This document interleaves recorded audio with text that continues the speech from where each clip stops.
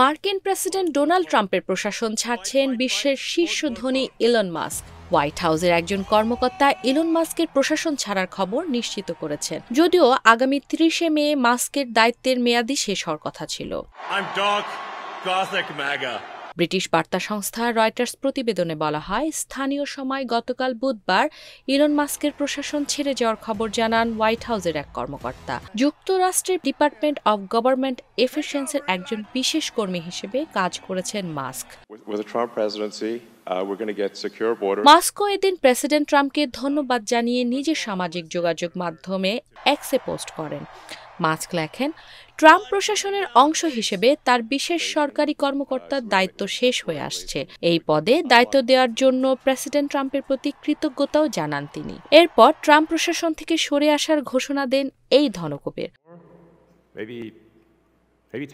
গত জানুয়ারিতে দ্বিতীয় মেয়াদে যুক্তরাষ্ট্রের প্রেসিডেন্ট হিসেবে দায়িত্ব নেন ডোনাল্ড ট্রাম্প। দায়িত্ব নেওয়ার পর ট্রাম্প তার নতুন প্রশাসনে যুক্ত করেন টেসলার প্রধান নির্বাহী ইলন মাস্ককে। তাকে নবগঠিত ডিপার্টমেন্ট অব গভর্নমেন্ট এফিসিয়েন্সির দায়িত্ব দেয়া হয়। সরকারের সরাসরি অংশ না হলেও যুক্তরাষ্ট্রের কেন্দ্রীয় সরকারের ব্যয় ও কর্মী সংখ্যা কমানো ছিল এই বিভাগের কাজ। এই বিভাগ ও মাস্কের নিয়োগ নিয়ে দেশটিতে নানা আলোচনা ও সমালোচনা হয়।